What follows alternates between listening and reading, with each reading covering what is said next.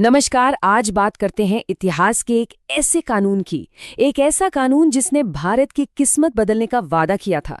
लेकिन सवाल ये है कि क्या वो वादा पूरा हुआ?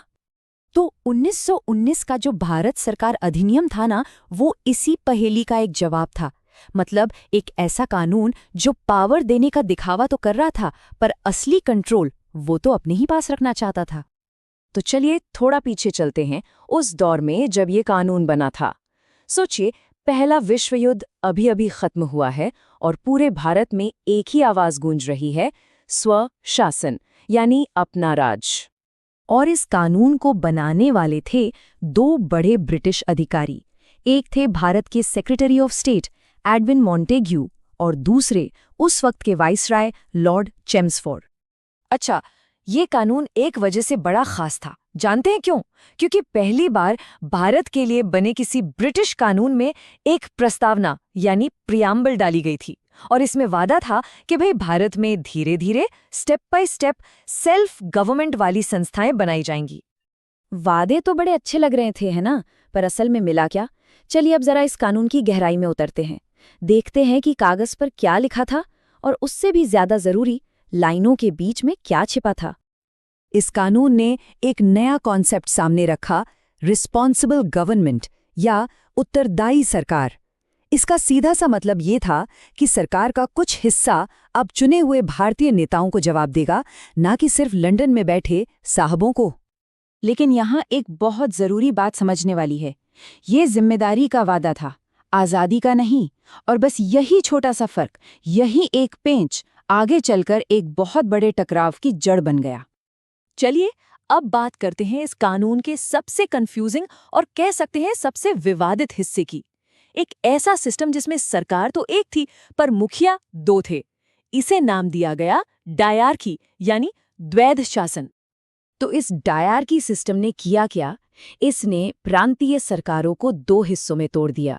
अब आप ही सोचिए, एक गाड़ी और उसके दो दो ड्राइवर, और दोनों उसे अलग अलग दिशा में खींच रहे हैं। क्या होगा? तो ये दो हिस्से थे क्या? देखिए, पहला था रिजर्व्ड सब्जेक्ट्स यानी आरक्षित विषय, जिन पर पूरा कंट्रोल था ब्रिटिश गवर्नर का।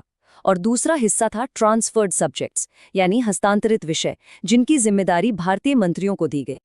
और असली खेल यहीं पर था।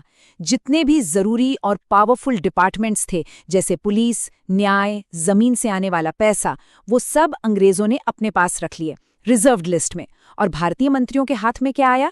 शिक्षा, स्वास्थ्य, मतलब जिम्मेदारियां तो सारी, पर ताकत ना के बराबर। तो जाहिर सी बात है, इस तरह की आधी अधूरी पावर शेयरिंग पर भारतीय नेताओं का क्या रिएक्शन रहा होगा? क्या इसे मान लिया गया या फिर इसका जमकर विरोध हुआ? लेकिन कहानी सिर्फ डायरकी पर खत्म नहीं होती। इस कानून में एक और बड़ा पेंच था। इसने अंग्रेजों की बांटो और राज करो वाली नीति को और भी मजबूत कर दिया। कैसे? धर्म के आधार पर जो अलग वोटिंग सिस्टम था, उसे और फैला दिया गया। अब सिखों, भारतीय ईसाइयों, एंग्लो इंडियंस, इन सब के लिए अलग से चुनावी व्यवस्था कर दी गई। जाहिर है, भारतीय नेताओं ने इसे देश को तोड़ने की एक सोची समझी चाल की तरह ही देखा। उस वक्त की सबसे बड़ी राजनीतिक पार्टी इंडियन नेशनल कांग्रेस ने तो इसे सिरे से नकार दिया। उन्होंने साफ साफ कहा कि ये निराशाजनक और असंतोषजनक है। और महान नेता बाल गंगाधर तिलक ने तो इसे बड़े ही काव्यात्मक अंदाज में बयां किया। उन्होंने इसे कहा, बिना सूरज का सवेरा, मतलब एक ऐसी सुबह जो हो तो गई पर अपने साथ कोई रोशनी, कोई उम्मीद लेके नहीं आई। और सुभाष चंद्र बोस के शब्द तो और भी तीखे थे। उन्होंने कहा कि ये कोई सुधार वुधार नहीं है, ये तो भारतीयों के लिए गुलामी की नई जंजीरें हैं। तो जब 1919 के इस एक्ट को इतने बड़े पैमाने पर नकारा गया, तो इसने इतिहास को रोका नहीं, बल्कि उसे एक नई रफ्तार दे दी। सच्ची और पूरी आज़ादी की मांग अब और भी बुलंद हो गई। इस कानून का फेल होना एक टर्निंग पॉइंट था। इसके बाद तो घटनाओं की झड़ी लग गई। साइमन कमीशन का बहिष्कार हुआ, फिर नेहरू रिपोर्ट आई, जो भारत की तरफ से अपना संविधान बनाने की पहली कोशिश थी। और फिर आया 1929, जब पूर्ण स्वराज यानी पूरी आजादी का नारा गूंज उठा। तो सवाल फिर वही है, आखिर ये एक्ट था क्या? आगे की तरफ एक छोटा सा कदम या फिर एक नया सुनहरा पिंजरा? देखिए, सच तो ये है कि इसने पब्लिक सर्विस कमीशन जैसी कुछ चीज़ों की नींव ज़रूर रखी, लेकिन इसकी जो सीमाएं थीं, उन्होंने आज़ादी की लड़ाई की आग को बुझाया नहीं, बल्कि उसे और हवा दे दी। अच्छा, जाने से पहले एक छोटी सी बात। अगर आपको इतिहास को इस तरह से समझने में मज़ा आया, तो इस कोशिश को लाइक और शेयर ज़रूर कीजिएगा। और हाँ, सब्सक्राइब करना मत भूलिएगा, ताकि हम आगे भी आपके लिए ऐसे ही विश्लेषण ला